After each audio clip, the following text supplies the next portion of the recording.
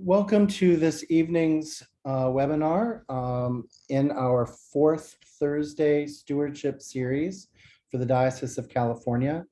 I am very happy to be with you this evening. My name is Davey Gerhard. I think I know almost everyone on this call, at least by Zoom face, if not in person. And I'm really glad to spend this Thursday evening with you. All year long, we've been running webinars on stewardship best practices, trying to get you ready for your fall fundraising campaigns.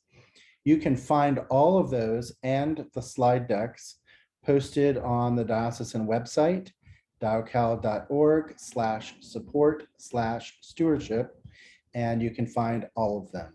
We'll keep those up there in perpetuity or as long as websites last, and you'll always be able to access these. We produce the slides in English and in Spanish so that if you are using this in a multilingual congregation and that other language happens to be Spanish, you can provide the content for tonight's session with those folks. Our learning objectives this evening, we're going to be talking about analyzing trends in giving and understanding donor relations. So why it's a good idea to take a look at our donor trends and make some plans, make some changes, make some assumptions. It's sometimes good to assume and learn how we can help our donors make the best gifts. We're going to talk about identifying and teaching the mission. It's my opinion, and I think good best practice, that the more our members understand the mission, the more excited about it they are, the easier it will be for them to support it with their time, talent, and treasure. So we want to make sure that we're doing our part and helping people understand what we're doing out in the world and how their gifts have impact.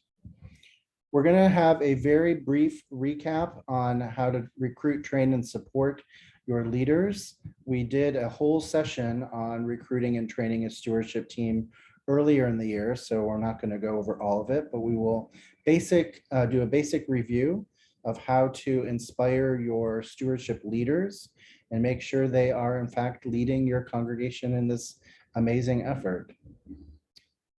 Throughout this evening, we'll be talking about lessons that we're learning from our nonprofit brothers and sisters who for the past few decades have been getting really good at donor relations and fundraising. They've had to do it as a way of survival. And guess what? The church is also an institution that relies on the gifts of its members for its sustainability and its success.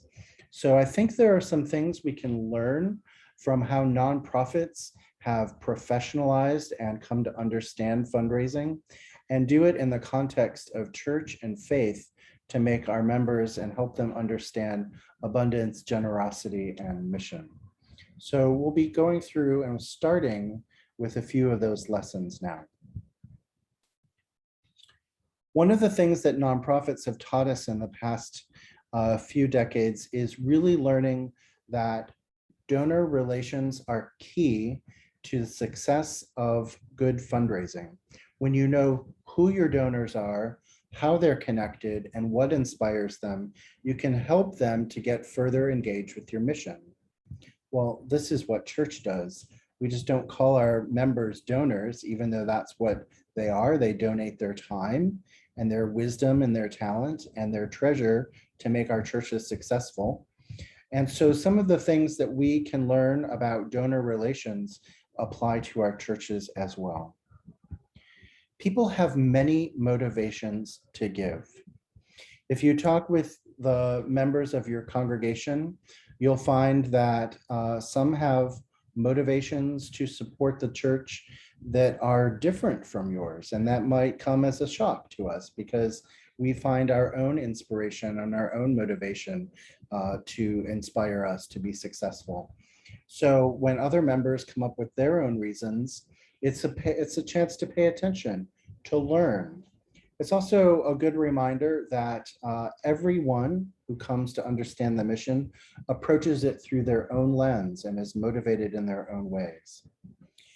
In our last session, which you can find on the diocesan website, we spent a lot of time talking about generational differences in motivation, how our Gen Zers and our millennials are impact focused, and our baby boomers and our mature folks are more trusting of the institution and likely to give that way. Those are general concepts, not universal truths. But it helps us remember that everybody approaches giving and mission in a slightly different way. It is a responsible and ethical part of stewardship to understand and analyze our stewardship trends and understand the motives of our donors. What I'm trying to say here is that as we've experienced certainly in the pandemic, our churches are a lifeline in our communities, and the gifts of our members are lifelines for us to be sustainable. Our congregations wouldn't be here without generations of gifts. And so it's our duty to do our part to teach about the mission, to help inspire generosity, and to do some analysis and help our donors understand and our treasurers and our finance teams understand how gifts come in, how they change over time, and how to analyze trends. Our leadership should have a good sense of how our members' giving is performing from year to year. I like to suggest whenever I help a congregation look at its stewardship program, I like to look at 3 or even 5 years of giving data side by side. Now, we don't need to show names, and I understand that confidentiality is important in our giving, but it's helpful when we can see households broken out by their gifts and their giving, because then we can see side by side, year by year, what the trend is. Are people giving more? Are they giving the same gift year after year? Are they trending lower? And when we notice a change up or down, or when we notice that things are flat, all of these are chances for us to engage with our members more and help them and help ourselves understand what's behind this. Why is this happening? So I find it really helpful to do this work side by side.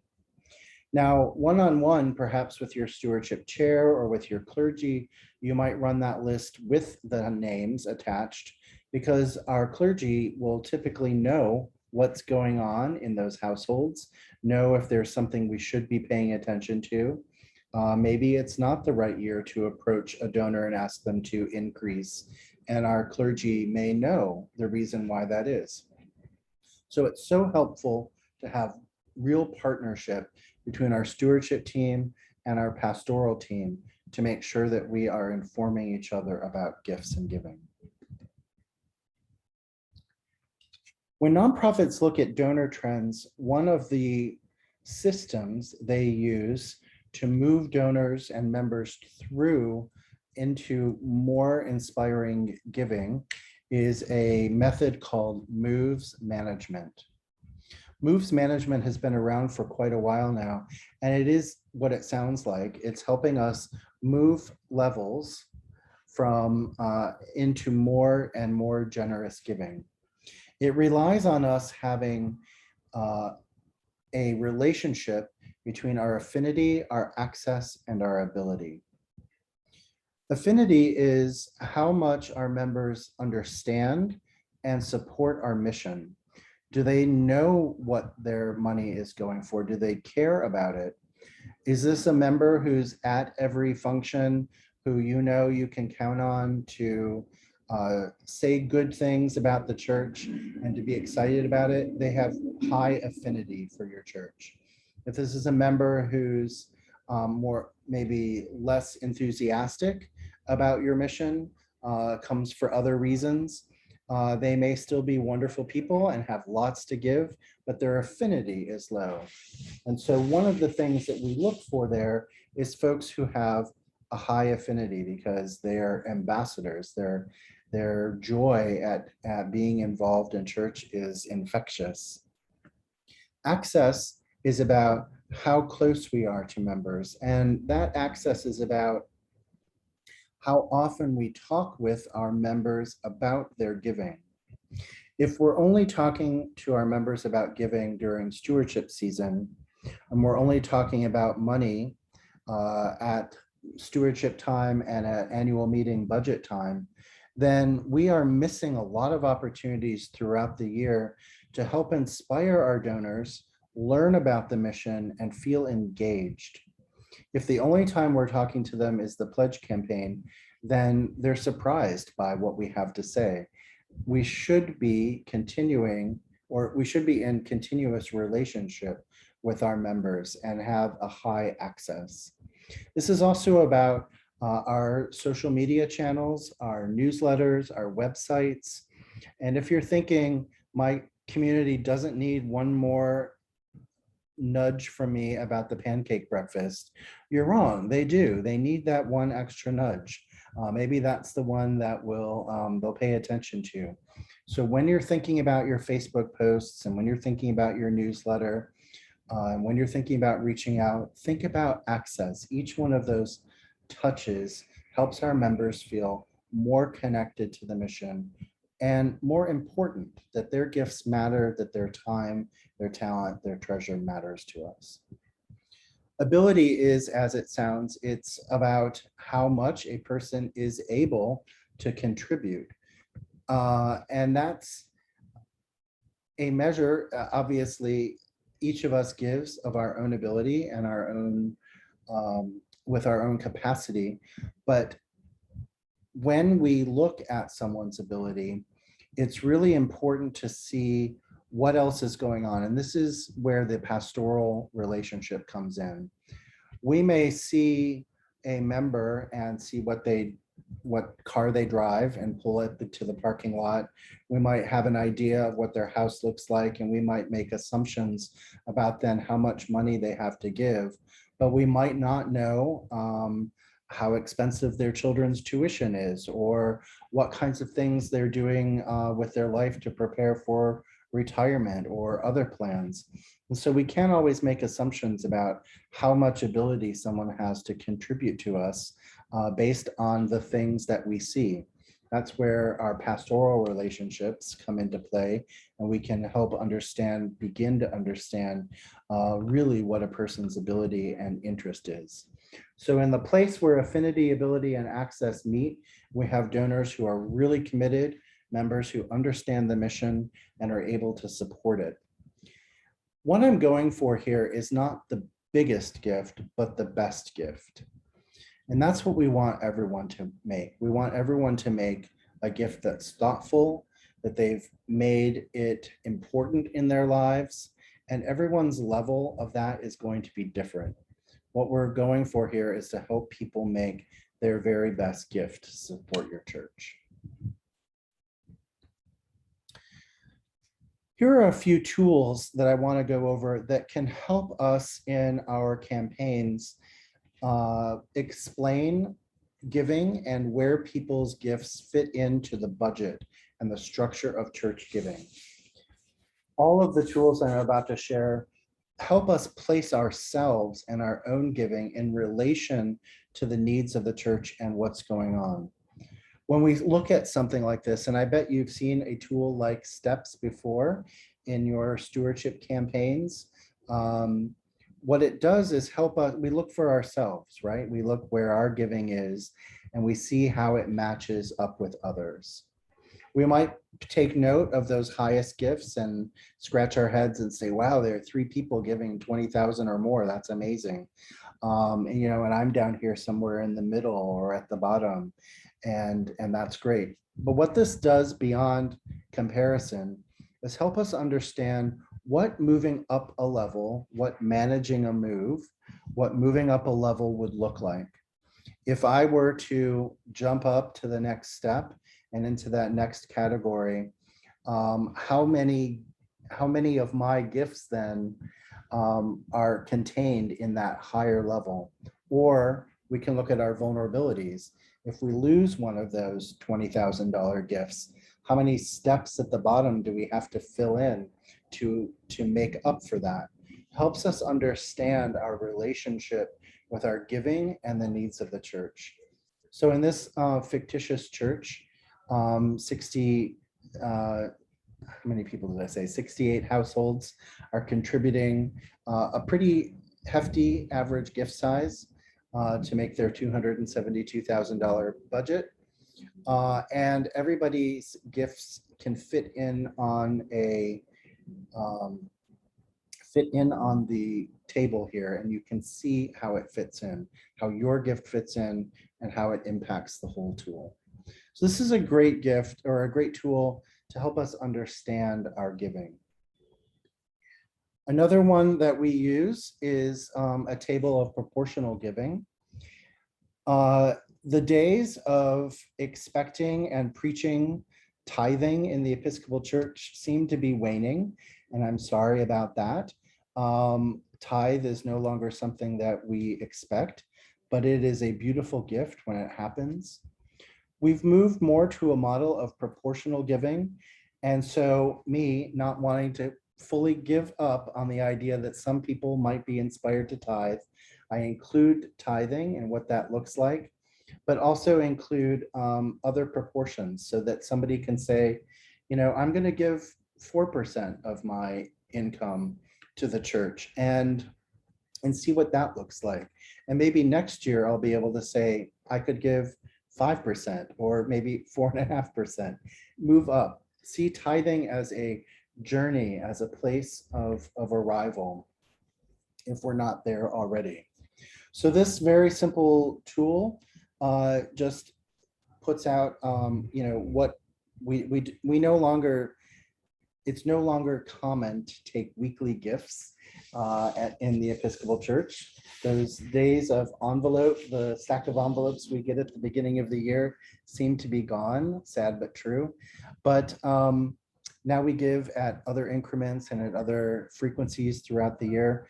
But this table just shows what your weekly income would look like, and then what that weekly gift would be at different proportions, at different percentages.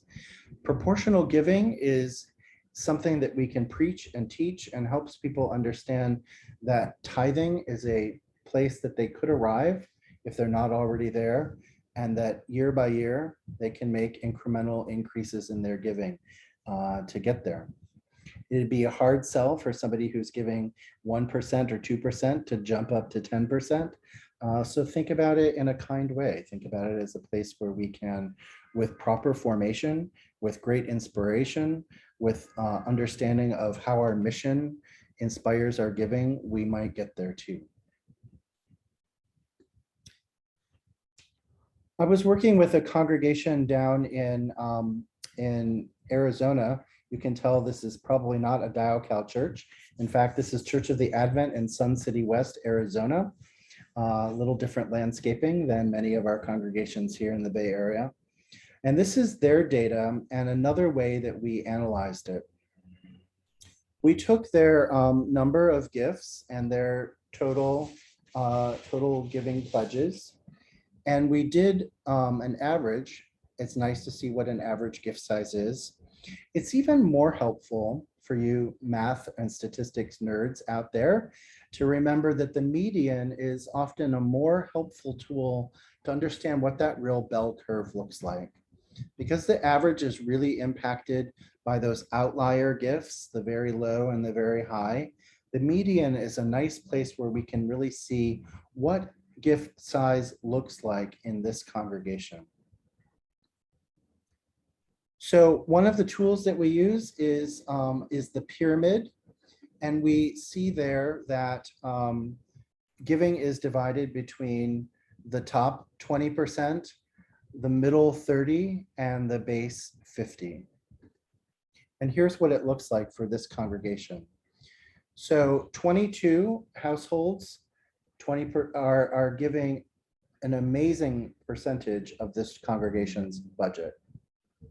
The next 30 units are giving an important piece of income for this church, but you can see it's the modest middle.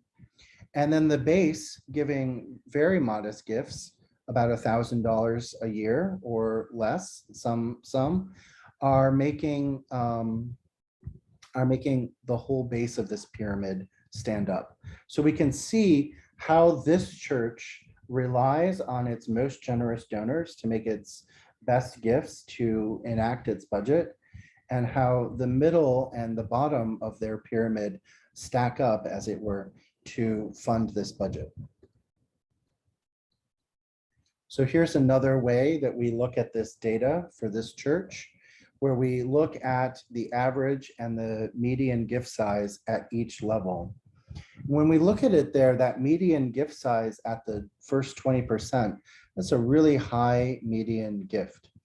And it says that if one of those people stop making that gift, we need 2 of the next level just to make up that 1, or we need 4 at the bottom level to make up that 1. So it helps us understand some of our vulnerabilities.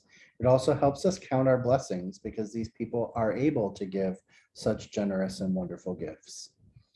No gift in here is unimportant. Every gift matters, and it all funds mission. That's helpful for us to see where our giving stacks up.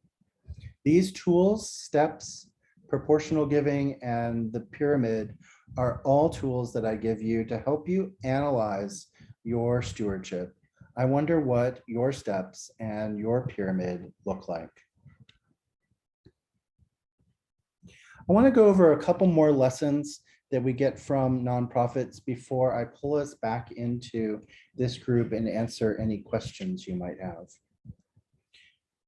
I spoke earlier about the importance of the pastoral relationship in our stewardship, and it can't be separated. Because we are talking about faith and finance, money and meaning, we're talking about our gifts and the way it fits into our spiritual lives. I was laughing with a colleague of mine who runs a nonprofit here in the Bay Area, and she was saying, churches are so blessed that they get to talk to their donors every week. I don't ever have a chance where I can weekly get everyone or most of everyone who supports my organization in one place at one time to talk to them and then do it again the next week. We have this opportunity in church through our relationship, through the frequency of our services, and by the way we are a membership organization, that we get to speak all the time with our members about their mission. If we're not taking advantage of that and only talking about money in October, then we're missing all those 48 other weeks of the year when we could be talking about mission and meaning. And that's not to say we need to hit every sermon hard with stewardship, and we don't need to make our people obsess about money and budget, but from time to time, we should be engaging the topic. When we look at our donors, when we look at things like steps and pyramids, and even when we look at giving side by side in households, sometimes it feels like we're removing the individual and just looking at a whole bunch of numbers. But in church, we can't do that. We can't separate the individual from the equation, because we are a human service organization. We care deeply about each other and about the work that we're doing. So for those of you who are worried that if we spend too much time worrying about thinking about analyzing trends, that we're going to miss out on the relational piece, I say no, because the relational piece informs how we approach our donors. When I talk with stewardship committees and when I talk with folks who are about to go out and solicit a gift for a capital campaign or in an every member canvas, maybe have a one-on-one conversation. In church, we begin that conversation with prayer. Prayer that's happened before the meeting, in which I've thought about that person, prayed for that person, asked for God's guidance in the conversation we're about to have. And then perhaps praying together about the needs that they have and the place in their life that they're in, and the relationship that they have with the church and the things they want to see from our church. I also engage in a reciprocal relationship with the clergy about the ask them about to make. This is really important, I think. As I was saying before, our clergy know things about us, and when we go to make an ask of someone, ask them for their time or their talent or their treasure, we may not know everything that's going on in their lives. We hope that our clergy might, because they've had some sort of pastoral conversation with them. Now, we're not asking clergy and we're not expecting that clergy would divulge any confidences or break any trust there, but they might be able to say, oh, you're going over to see Davey to talk about his pledge. Now might not be the time to ask him to increase. That might be enough information to say, oh, there's something going on here, and maybe I won't ask Davey for that big gift this year. Maybe we'll have a different kind of conversation. Conversely, when I have a conversation with a member and they reveal something about their gift or their giving and it's different from what I expected, maybe they're giving much less than they gave last year, or there's something else going on, I also won't divulge or break trust, but I might say to the clergy, maybe you should give Davey a call. Maybe there's something going on there. I noticed something in our conversation. And that's not to tattle on each other, but it's to help each other stay in connection, in community. When we talk about faith and finance, it's deeply personal because we put a whole bunch of stuff on our money. Our money isn't just about the things in our bank account and the choices we make, but it is about how we see our success and our failure. It's about how we see our families and prepare for our futures. These are really important things that we tie up with our money. They're emotional, they're serious, they're important. And so when we have conversations with our fellow Christians about money, we are really wading deep into deeply personal stuff, and we should be pastorally aware of that and ready for it. Finally, I want to mention, I think it's just worth saying that donor fatigue exists in congregations as well. And it's not just donor fatigue as in they're tired of making financial gifts, but we rely on our members for everything. We want them to show up on Sundays, but we also want them to show up on Saturdays and weeknights to do work and committee meetings and projects and volunteerism. We rely on them for their good advice and their wisdom, sharing their talent with us. When we have a project that needs some help, we might give someone up a call and take an hour of their time and have them sort through something with us. We call on our members a lot to support us with their time, talent, and treasure. And I'm not suggesting we don't do that. We are a member organization that relies on the gifts of our members. But I'm saying that we all experience those people who get burnt out. Those people that we need to say, let's not invite them onto that committee this year. Let's give them a chance to relax and see their family and go to bed at a reasonable time. And we'll hit them up next year. Pay attention to where people are on their cycle of involvement with church, and don't be disappointed when they need to take a break or step back. It's not a sign that something is wrong. It's just a sign that they're taking care of themselves. And this is really important in church too. We want our members to take care of themselves.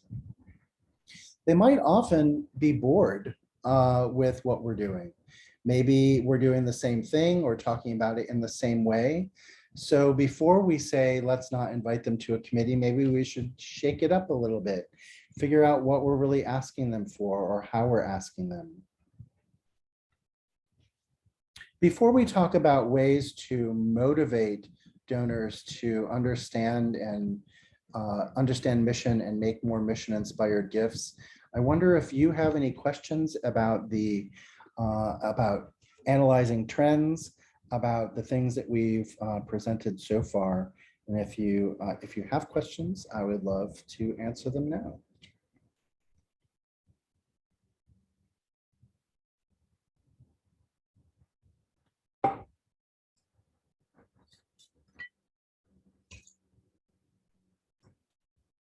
Nobody has a question?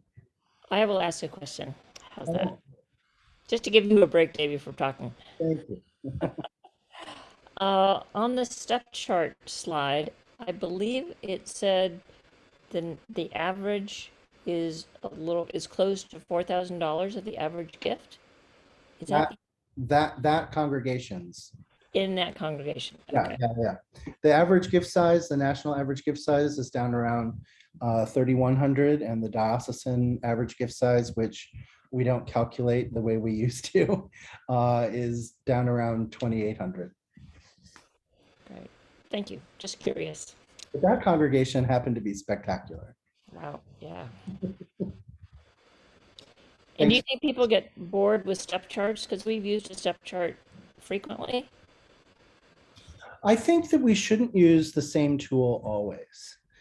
It might be time for the step chart to take a break and to use proportional giving or the pyramid to help people see how their gifts, make the whole budget. I'm watching the cat. But we might use other tools sometimes and then bring steps back in another year. I think when we look at the same stuff year after year, it loses its impact. But if your congregation understands steps and they're always wondering about that, then I think it's a tool you should use. You know your folks best. I think it's very helpful for new people, especially because they might have no clue of like what do people give. I always include steps in a newcomer packet because it helps people. One of the questions you ask as a newcomer is, what do people give around here? What is a reasonable gift? I might think, $100 a month, a $1,200 a year pledge is perfectly adequate. But then if I look at steps and I see, oh, look at what my friends are giving. Look at what other people are giving. It might help me understand. Newcomers need a place to start. And when we give them a place to start, either by telling them what the median or the average gift size in the congregation is, or by giving them a tool like steps, I think it actually is gracious of us, right? Rather than just saying, oh, make your best gift, wing it. We're giving them a place to start and some data. Now they can do whatever they want and pray about it and make their own gift, but that's what I think. So thank you for that question. I saw Christina, and then I saw Sylvia, and then I saw Anna Marie. So Christina, let's hear it. And your cat. Sorry, sorry about my cat, and sorry about being off camera. I was just getting home from work, and then I had to eat because I was hungry. We need to take care of ourselves. That's good. Yeah, you do. And my cat, so she had loving, and she's off eating now too. I can hear her crunching. So I wanted to know about gifts in the pandemic environment. I put that in the chat, and I wondered how we could be sensitive to that and include that in our stewardship campaign. When you say gifts in the pandemic environment, what do you mean by that? What I mean by that is people that might be impacted by work that has closed down, or even, people who've gotten COVID and have had significant time off and might not have coverage for that. And that's happening. Yeah, great. I have some, last year in a DialCal webinar, we talked about specific strategies for that. And so I have some slides to share with you on what to do about how to talk about money when there's been economic fallout, how to talk about money when there's uncertainty in the future, and how to talk about money when you're making budget or staff cuts in your church. So I will share those with you after in the session. But definitely we need to be sensitive, obviously, that the pandemic has been a roller coaster for many of us. That's to say it lightly. But not every household has experienced the pandemic in the same way. Right. And so we can't make a general assumption, but we need to be open and listen to where people are with their stories. Wherever they are, I would encourage us to invite them to make a gift, whatever that gift is, that they can make this year with everything else that's going on in the pandemic is important, because participation is important. But also to couple that with, how can we help you? Yeah. What's happening in your life? What support do you need from your community? And so that's where we are in relationship with each other. Yes. So thank And you. also another question, still pandemic related. What about those folks that, we haven't been open. We just started having in-person services in June. So what about those folks that are saying, well, I haven't come to church, and I really, and I didn't want to do the online thing, or I didn't have the capacity, or I just didn't feel that was church. What about that? Well, I think, and I also invite others, my clergy friends on this call, and other people on this call who've been experiencing that. But I'll say from my standpoint that, when we welcome people back in, we welcome them fully back into our church as safely and as socially distanced or masked or whatever as we can. But when we're reopening, we're re-engaging and asking people to come back in where they've, bring the learning and the experience that they've had. Here's the journey we've been on. So I think there should be some catching up. Here's what we've been doing in the last year. I think we shouldn't assume that everybody knows what it's been like if they've decided that they didn't want to engage online and didn't read the newsletter when it came out. Right. We should do a little update on those first Sundays back, and here's the journey we've been on, and help people get caught up with our life. But I don't think we should let them off the hook for their support. And hopefully they were making their gifts, because church doors may have been closed. Church was open all last year. That's right. But I wonder if some of my other colleagues and friends have an answer for Christina there.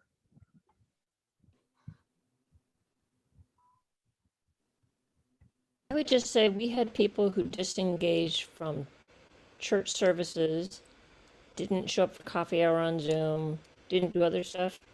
But because we made phone calls throughout the year, they knew we were still there and cared about them. And like I have my vestry now calling everybody about something else. So they don't get the call just in the fall with the pledge campaign. But Right. doing that kind of check-in. I mean, it might be doing now.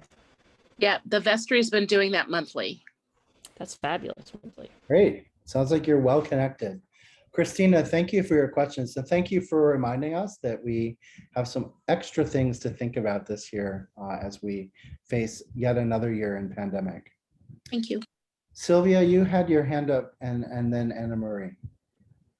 Yes, I'm wondering, so the step way of analyzing and the pyramid and the proportional giving. So are you recommending that not only the stewardship committee look at our pledge, say the 2021 pledge in one of these ways, but we should also share it with the congregation to prepare them for the fall campaign? In my estimation, it's great when we can share that kind of transparency with everyone. As Melanie was saying, the STEPS tool is particularly useful for newcomers, but I think it's useful for all of us in pledge season to see how we match up. I think that another time those tools can come out is at our annual meetings, when we're talking about how our budget is put together and the budget that was just approved. When we bring out that pyramid and say, look at how much of our giving relies on the top of this pyramid here, and helping people really see what the budget looks like and how our money comes in. So obviously, we take names out. There are no names attached to those documents when we share them publicly. And within your stewardship committee, you may have rules on what names you see and what names you don't see. But as a general tool, I think it's helpful to share that information with the whole congregation because it helps everyone see what they're giving and what they could be giving and what other people are doing. You know, we always like to know that. Thanks, Sylvia, for your question. Thank you. Anna Marie. So I recognize that I wasn't at the one where we talked about generational difference, but I do wonder about, well, two things. One, do younger people or people who weren't raised in a faith tradition even know that they're expected to give? Like tithing and stewardship is insider language. And then the other thing I wonder about is,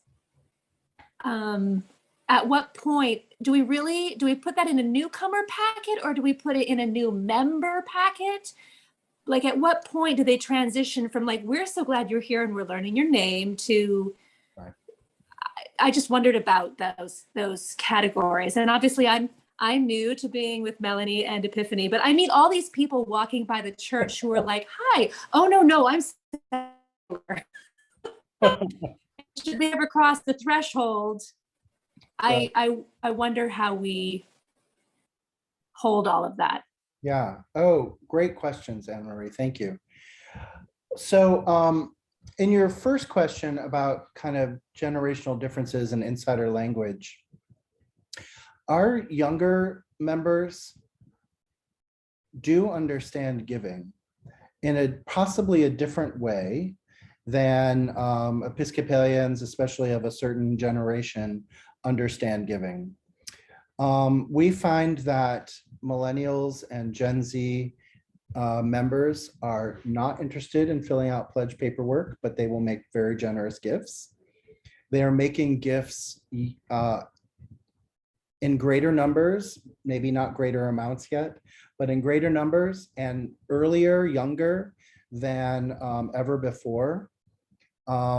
Most in Gen Z, most people by the age of 20, like 97% of them have made some sort of online charitable gift, maybe through Kickstarter, maybe through GoFundMe or things like that, but they know what giving is.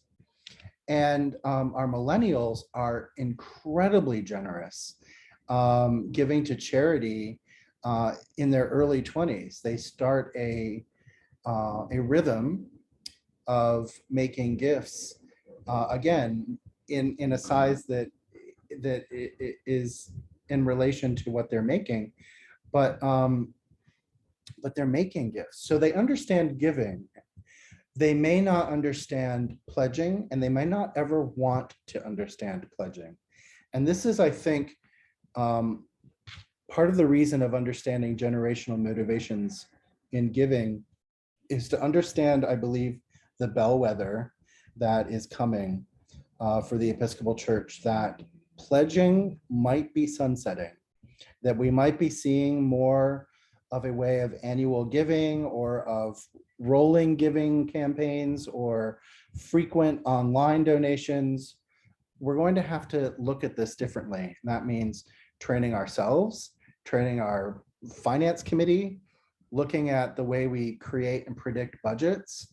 There's a big change coming, and I think it's coming really fast. And probably we should start getting prepared for that in the way we think about how our younger members are motivated. They give online, they give frequently, they volunteer first. So this goes to your people passing you on the street, right? They might be willing to come work in your soup kitchen or do your volunteer cleanup day way before they want to show up on a Sunday. And that's great because they're learning about your mission, they're learning about you. They might even make a financial gift way before they understand that giving is a member benefit. And so I think we're seeing that, Anna Marie, and I think that we need to see it. and open our eyes to the very different ways that other generations are saying, we will support you, but we have to do it in our ways. And this is where the church needs to become more donor centric. We need to meet people where they are in the ways that they want to give. Gone are the days of the pledge envelopes and we'll take your check or your cash in a plate, please. We have to say, how do you want to engage with us? And we'll be here and ready to do that. So that's not to say it's all that we can't also teach pledging, but I think we need to be understanding that there might be some resistance to that and be able to meet people. Your second question about when does that paperwork come in? And I understood as soon as you said it that I think about newcomer packets more as the you're ready to become a member packet, not the it's your first Sunday, how can we welcome you packet. I would say in that this is your first Sunday, whatever that is, loaf of bread or welcome mug. We don't inundate them with steps and pledge forms, but it certainly comes in your so you want to be a member packet, and I would say that. So the two terms in my head sometimes, and I come from a church where we're lucky enough just to get out one of them. So so there we are. Thank you, Anna Marie. Good question. I really appreciate it. I see Larry has a question and then Melanie. I love this. So this is kind of a nerdy bookkeeping kind of question, but I think it's important. Maybe I'm not. It's one of these things where if one person asks it, somebody else was thinking it, I hope. We are talking in the step and pyramid things specifically about annual pledges, irrespective of what people might give to a capital campaign or because the water heater blew up or something like that. Yeah, I include annual gifts. So when I think about a church budget and we're looking at the income, we have plate and pledge, and then we have sort of special offerings, we might call it. And then if we're doing a capital campaign, that's yet a separate line of tracking. The church makes its operating budget on pledge and plate mostly, and perhaps endowment or rental fees or other things that come into that pie chart of how we get our money. But I tend to think of specific campaigns because they're more restricted. I don't include them in those pyramids or in the steps. This is really about annual support, operating support, I should say. Yeah, so would that include like flowers and other altar supply kinds of things? No, I would even take those out. Those are gifts Okay, that so- are again restricted. They have so I'm looking at unrestricted gifts. When somebody puts it in the plate and it doesn't have a note on it, it's off to support the whole budget. And that's the kind of giving that churches rely on. Now, again, this goes to Anna Marie's question about younger generations. I don't know. We're always going to ask for unrestricted gifts, and every nonprofit, every fundraising organization does. And when members are focused on impact, they tend to want to restrict giving sometimes. And it's our job as church to talk about how every dollar has a mission purpose to it and help people understand what that is. Or we start getting people who want to restrict their giving to this or to that, or not to that, or not to over there. So that's not what we want to encourage. We want to encourage unrestricted giving. Thank you. Thanks, Larry. Good question, and not nerdy at all. Melanie. So I'm not sure how to word this question, but I'm thinking, especially at Thanksgiving time, we're not filling up a second harvest barrel, which is a food bank, Silicon Valley, because we can't do that safely in COVID, but we're we're asking people to fill the spiritual barrel. If we put a sign outside the church, I'm thinking especially Thanksgiving time, maybe other times, we support, Church of the Epiphany supports Second Harvest. We hope you will join us. What kind of impact does that have? It speaks to our mission. I would think that that would be great for younger generations as well, but I'm just curious if you have any feelings about that kind of thing. Your question is, how would it impact members giving, or how would it impact your community, your not member community, and their understanding of your? I guess both. I don't see a downside, although a few members might say, oh, I'm going to worry about that people won't give to church because they're going to give to Second Harvest. I'm thinking it would be a great way even to get people sort of interested in us who are walking by. Yeah, Like, who are those people? that idea I love. I love the idea of Epiphany supports this great ministry in our community. Will you join us? Add your gifts to ours. It's one-stop shopping. Add your Yeah. gift here. We'll get it to the right place. And I think it shows you as good neighbor, as good faith, as involved in the community. And I think it's a great idea.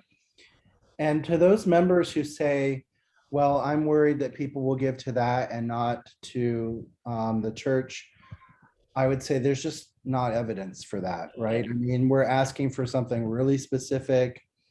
And if you need to, and certainly this is a perfectly fine thing to say, you might say, this is a gift to this very special mission. Epiphany still appreciates and needs your support for our operating funds. So please don't give to one at the peril of the other. It's language you used in your capital campaign that I use when we're talking about other kinds of campaigns. Don't rob one to give to the other. If you can make a gift to both, then you are blessed generously to be able to do so. Thank you. Yeah, I can't imagine anybody complaining about it, but I was just curious. Oh, yeah, you never know. It is the Episcopal Church. We complain about things sometimes. So good question. Thank you for it. Any other questions about sort of analyzing trends before we start to focus in on how to talk more about mission and motivate members? Yeah, Susan. I just had a question. Now, some of our members will give, but they don't pledge. So would you include those amounts in the pyramid? Yes. So I would include those if they are the predictable kind of gift. If you can say, oh, that Davy never pledges, but we look at his checks and we know that he gives about this amount every year, I would say if your treasurer is going to count on that and build a budget around it, that it should go in your steps in your pyramid, because it's like a pledge.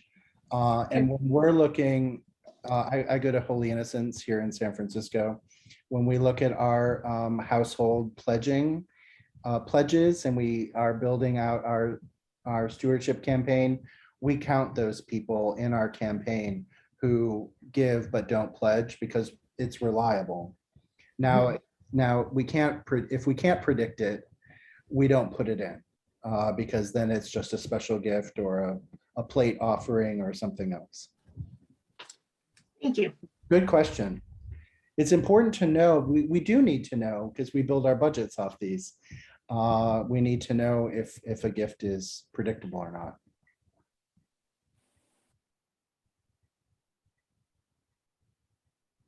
Great questions. Thank you. I'm going to move back into our presentation, but we're going to have time at the end to answer any more questions that you have. These questions have been really great so far, so thank you for them.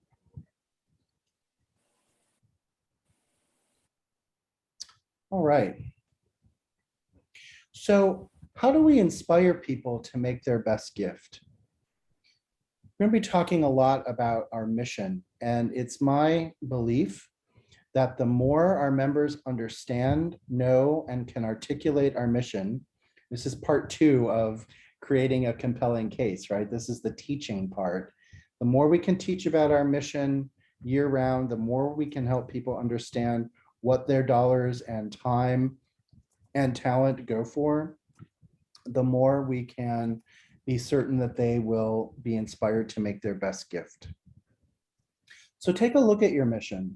If it's a statement, if it's a tagline, if it's just a general idea, what is it? And how specific is it? And how useful is it? Is it specific enough that you can quantify it? Is it local enough that it has impact? Is it quantifiable? So you can say, well, how are we serving people? Or what are we doing? What are we welcoming people to do? Everyone in your congregation should know what your mission is. Maybe you went away on a vestry retreat and crafted a beautiful mission. And since then, it may have made it onto a couple of emails, but it's been sitting in a binder or in a hard drive somewhere, not being thought about. It's time to take a look at those kinds of materials and readdress what your mission is so that you can teach about it, so that people know what it is. Your mission should be impact focused. This is particularly important for our younger members, our young Gen X, our millennials, our Gen Z. They want to know that what we are doing is impacting the world, is changing the world. Our mission should be local. It is wonderful and important to talk about how our gifts are used by the diocese or by the global Anglican Communion or supporting ministries in other cities or places, particularly around relief and development and things like that. And it's important to know that our annual support, our operating support, is focused here in our communities. It's focused on our members and our neighborhoods and our cities and our towns, that our mission is local. Our mission should be inspiring. It should make us want to dig in more to it. It should make us want to know it and be supportive of it. A mission should excite us. It should be inclusive, which is to say it should include the diversity of our area. And it should look and feel like the people who go to our church and who live in our neighborhoods. And if there's a difference between the people who go to our church and the people who live in our neighborhoods, our mission might want to address that and talk about how we are including everyone as our neighbor in our mission. Mission should be a little bit aspirational as well. Who wants a mission that says mission accomplished? We need a mission that shows something for the future, where we're going, what we want to be, what is our vision for the world or for the community or for the neighborhood? How are we addressing the needs of the community? What problems haven't we solved yet? Our mission should inspire us to be aspirational as well. A mission should be easily repeatable, teachable, and accessible. So we should be able to teach our mission, preach about it, do forums about it, understand it. Everyone should be able to quote the mission when they need to, or at least give their sense of what it means to them and how their gifts of time, talent, and treasure support it and why that matters. Finally, our mission should be revisited from time to time. If your neighborhood has changed since your church was planted there, in demographics, in industry, in the size of your town or the people who live in it, it's time to take a look and see, is your church adapting to the change around you? If your programs are no longer serving the community, I know that sometimes we hold on to programs a little longer than we need to because we love them or they're supported by the congregation, but maybe they're getting less and less adoption from the community because the community has changed. Then it's time to take a look at our resources and at our mission and say, where can we better support our community through our gifts? So take a look at your mission every once in a while. When your members know what your mission is, they can pull in the same direction. They can all be aligned and move in the same direction with you. They can become evangelists. I know it's a scary word for Episcopalians, but we can tell others about what we do. We can be proud of it when we understand it. We can pray for it and and speak it into being, make it happen through our actions and our efforts and our prayers, and we can support it. When we apply our gifts of time, talent, and treasure to our mission, then we know that we're putting our whole selves into it. Don't assume that your members know what your mission is. I think this is really important because often our leadership may come up with some great ideas, and even the budget or the programs could start to reflect that, but not everyone has been brought into that conversation yet. So make sure that your members know what your goals for growth are, what your long-term plans are, any campaigns that are coming up, any needs that you want, or new programs that you might want to start. When people know how to plan for something, when people know what's coming, they can begin to hope for it, to talk about it, to plan for it, to support it. Teach and preach about your mission all the time. Give a sermon in the middle of the year about generosity and abundance that doesn't end with, and you can pick up your pledge forms at the back of the church. It's just simply a chance for us to communicate about the joy of giving and the joy of generosity and about the abundance around us.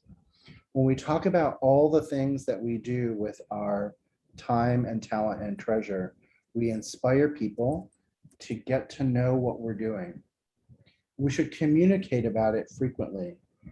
Put it in your newsletter, put it on your Facebook page, make announcements from the chancel steps about ways you're impacting the world, things you're doing, and ways people can be involved. We are an invitational organization. Church is about invitation, but we don't always invite people to engage. We often give them a long list or a calendar of things that are happening, but how to become engaged, not just by showing up, but by helping us plan, helping us think about it, helping us support it, helping us make it happen. We need to invite people. You never know who could be waiting for an invitation. Are leaders leading? One of the most significant reasons that members do not donate is because their leaders don't ask more of them. Now, this isn't contradictory to my donor fatigue slide a few slides ago, because I know that we ask a lot of folks, but are we asking the right things of them? What I mean to say by that is that when we are trying to do something in church, when we are trying to enact a new ministry or engage something, we need to be specific about our asks so that people know how to respond. When they know how to respond, they can make it happen. They can help us. So let's not have our conversations about money only happen at the pledge campaign. Let's let them be throughout the year, about mission and about our budget and about how we engage with it. And when it comes time to talk about money, let's try to separate it from our pledge campaign and talk about our abundance and our generosity and sharing our gifts. Our stewardship team is not the fundraising committee. And what do I mean by this? I mean that we can't just assign the whole success or failure of our stewardship program onto this committee. We need to give them the support and allow them to support the congregation in being generous, capacious people. So our stewardship team encourages us to use our gifts, and they're our cheerleaders, our ambassadors for mission. They help us to engage with our giving. They are engaged with formation, hopefully throughout the year. Your stewardship committee can be doing things like leading book studies on generosity or talking to people about throughout the year about why they support the church, collecting those testimonials so that during our pledge campaigns, we can share those ideas from the chancel steps or in a video or in a newsletter.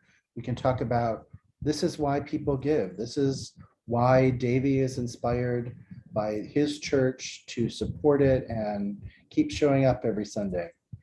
We can do this when our leaders ask us to do it and when they lead and they teach us to lead. This is all about alignment. And alignment is really important in churches, just as it is in any organization. When our mission and our ministry are aligned and our leadership is behind it, supportive of it, then we can all be moving in the same direction. This means that our associates and our senior clergy need to be on the same page. It means that that grumpy vestry member who doesn't support something needs to be brought in line and supportive of it in public, because it's a decision that's been made and it's a direction we're going. That's not to say we don't have voices of dissent and places for those voices to engage. We believe in that process, in the way we govern our churches. And it's very important that everyone in the leadership be working for the same things, moving in the same direction, and publicly united and aligned. I can't stress this more in the way we lead and the way our leaders are formed. When we do that, all of our programs can fit into our idea of mission and the support of that mission. If we have a theme for our stewardship, if we have a mission behind our programs, then everything can relate back to that. Our youth and adult formation programs, our inquirers classes, how we plan and enact our budgets, how we raise money and think about the future, and how we communicate about the community and our members and the programs that we have. When everything is in alignment, we're all moving in the same direction. Are your leaders generous? Our leaders don't have to make the largest gift, but they must make a gift. And I believe this firmly, that at the leadership level, our clergy, our vestry, our stewardship committee, our finance committee, they must make some kind of gift to support the church. We don't have to know how much it is, but what we do need to be able to say is that our leadership has 100% commitment to the participation of our mission.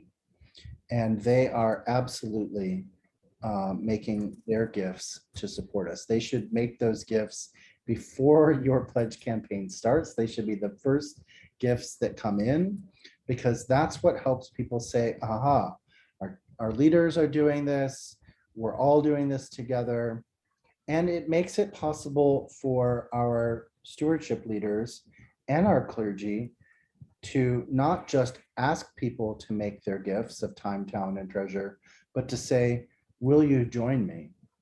It's so much more authentic when we have made our own gifts to ask people to join us in making theirs.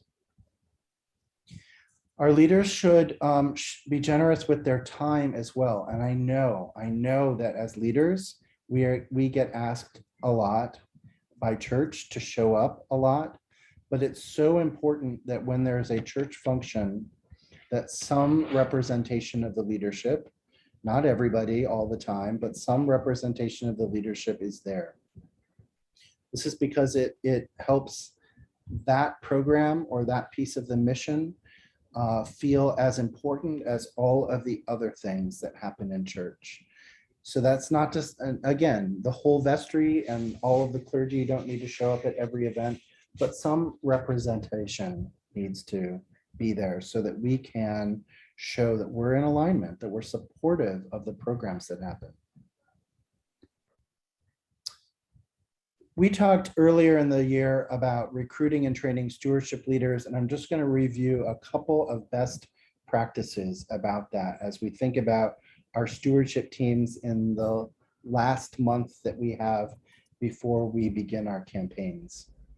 According to the almost retiring Bishop of Nevada, Bishop Dan reminds us that our stewardship committees should be in place by Easter, and it's very ambitious, but I appreciate his excitement on that.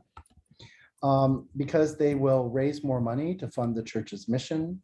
They will be those ambassadors, those cheerleaders for our mission, and support all of the ministries of the parish. They will deepen and form relationships with each other so that then they can form us, our congregations, theologically to do the work of generosity and abundance. And they will spread a spirituality of grateful generosity through book studies, through forums, through living their lives, talking about stewardship and how we can be engaged with our mission. Recruit people to your committee who know people who have big networks or wide networks that are well connected in your church. These are people you want to serve on your stewardship committee and your leadership. They should be representing the membership of your congregation in age, gender identity, and racial identity. So make sure you're recruiting leaders who look like the people in the congregation, because they are of the congregation, they are a part of it. If your congregation has ministries or services that meet at different times throughout the Sunday or throughout the week, make sure you include some representation from that. When our 9 o'clock folks don't know our 11 o'clock folks, and nobody knows those 8 o'clockers, then we're missing out on the community and the way we can all stay in touch with each other. So please make sure that your leaders are spread across all of your different ministries and congregations. You want folks who love the congregation, who are inspired, excited, who you can always rely on to have a kind word or a good word to say about your mission. Invite them to be your leaders. And people with a heart for stewardship. Let's say not everybody does, and not everybody needs to. It is difficult to talk about money in church, and not everybody's comfortable with it, and not everybody will be comfortable with it. So recruit people who are, or who can be.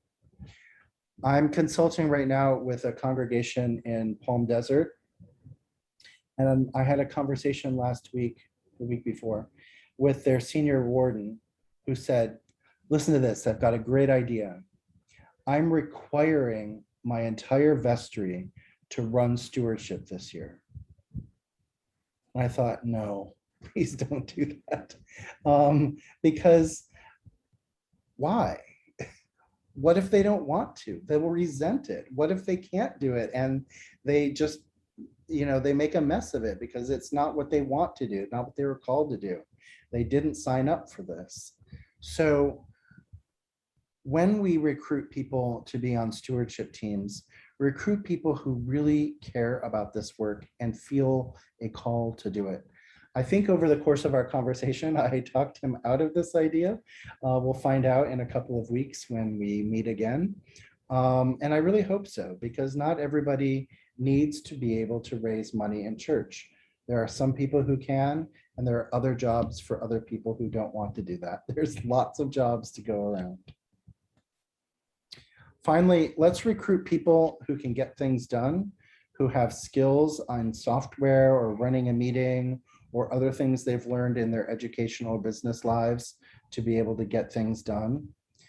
People who have credibility, those folks that the congregation trusts, who have a wisdom and respect among people. They're people you want to be your stewardship or other community leaders. People with time. So please don't invite someone onto your stewardship committee who says, and I'm going to be traveling the entire month of October. Thank them for that and say there are other committees for you to serve on, but we really need folks who are going to be here and can do this work because it takes time and it takes intention. Your impact is investment. This is what we were saying earlier about specifically younger generations, but also all of us who understand that every dollar raised in church has a mission purpose for it. We need to help people make that connection, make it very clear that the gift that they're giving has impact in the community, and that's why they are inspired to give it. Out of gratitude, out of desire for change, out of a sense of justice, all those things that motivate us to want the world to be better is why we make our gifts.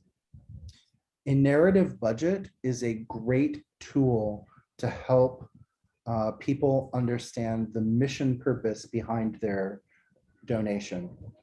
Narrative budget takes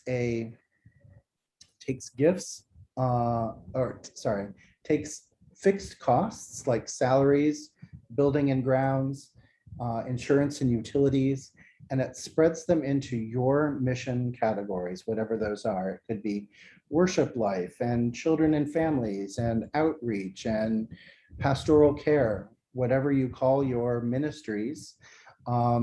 It gives real cost to each of those programs, and it separates out our line items into buckets of mission.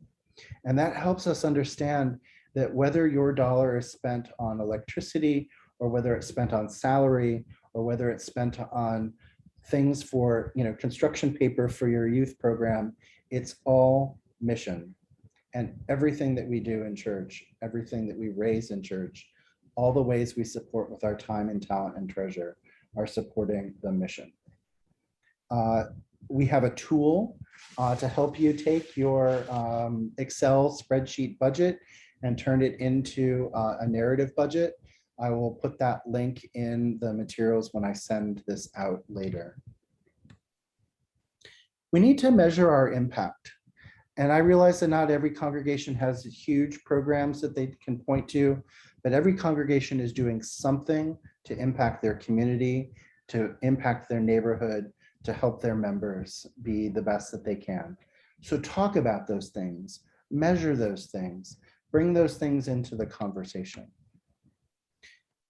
We can talk about many kinds of, or many pieces of impact that we can quantify and use as measures of our success. Not just our average Sunday attendance, but our whole building attendance. Who's coming into our places? Who is doing what kinds of groups do we welcome when we can welcome them? I realize that in pandemic times, we're not doing that so much. What is our volunteerism? How many people show up just to help with programs, help get things done? How are we connecting with each other? Track these, talk about these. These are all ways that we can track our successes. Tithely put together a list of the top 7 reasons that people give uninspired gifts in church. And the first one is that nobody personally reached out to them.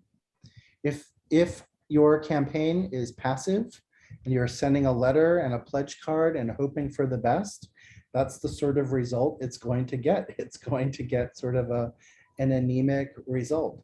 But the more we can make it personalized, the more we can reach out throughout the year and at pledge season to engage people in the mission, to talk about why their gift matters, to invite them to personally make their gift, the more likely they are to make their best, most mission-inspired gift.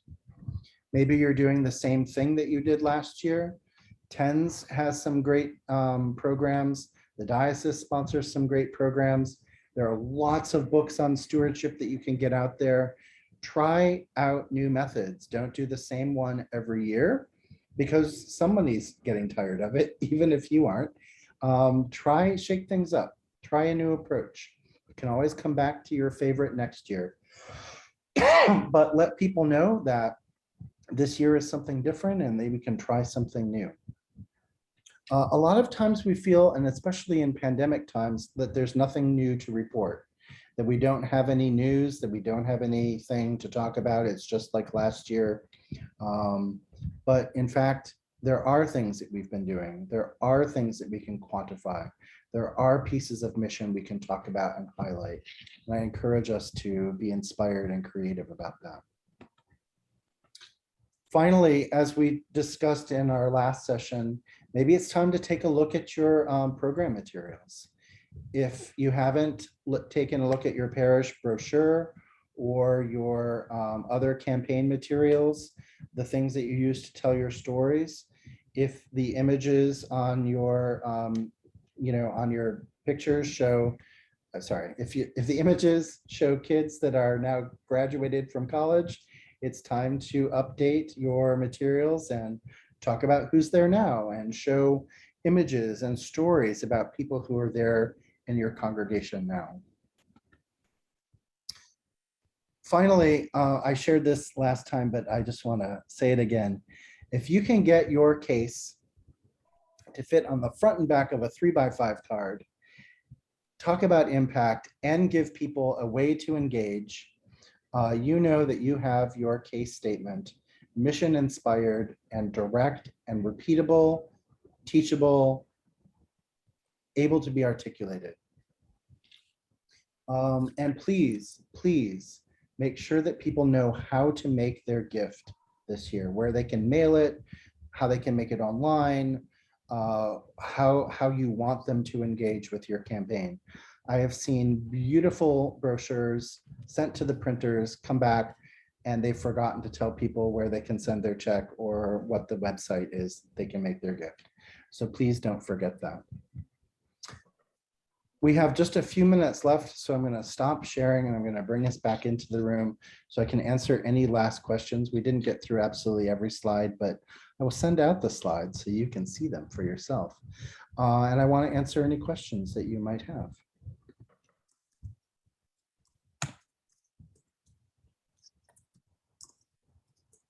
Any questions about how to inspire your members to make their best mission related gift, mission impact gift?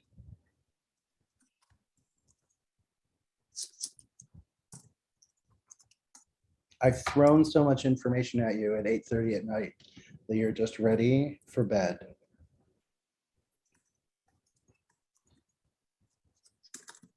And that's fun. I didn't raise my hand. May I speak? Sorry. Please. I just want to thank you for the latter part of your presentation, because we typically as the vestry get asked to do the stewardship campaign, and my gut instinct every year has been why. So I love that part. So I would really like to ask people who are really passionate about that to do that. Passion is important when we're asking people to give their time, talent, and treasure. These are serious things, right? Yeah. And we're asked a lot for our time and our gifts, right? So not only is the symphony and the zoo and our school calling to ask us for our gifts, but our family needs our time, and our friends need our time, and our jobs need our time. We're asked for a lot. So when we ask for our members to share with us, it's a serious ask. We know what we're asking for.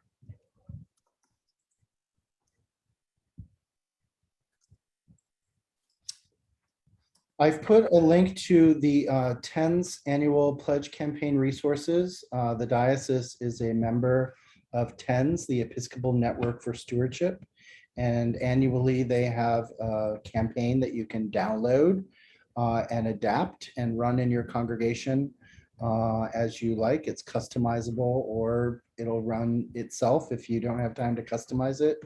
And so I've put that in. You can also access that password on our diocesan website. And you can always find everything related to stewardship at diocal.org/support/stewardship. There we go. So check that out and visit there so that you can get lots of great information. Our last Thursday for our series this year is going to be next month. And that will be on Thursday, the 23rd. And we will be talking about we'll be talking about how to reinvigorate your legacy society, how to talk about planned giving and planned giving vehicles, how to promote planned giving in your congregation. So please sign up and show up for that. It'll be in Dial Cal News and Events, and you'll have lots of opportunities to register for that. So please come and learn all about legacy societies. Woohoo! I really appreciate your time, and I appreciate your questions, and I appreciate you journeying with me this year as we have spent our 4th Thursdays together. It's been a real pleasure and a real privilege. So thank you so much. I appreciate all that you do and all that you are doing. It's not easy to talk about money in church. You are doing difficult and beautiful work. So I thank you for it. Expect an email from me tomorrow when this is all uploaded to the website so that you can share this with your stewardship committee, your vestry, your friends and neighbors, and I will also send you out the slides. So thank you, friends. I really appreciate all that you do and all that you're doing. Have a good night. Night all. Thank you, Davey. Bye.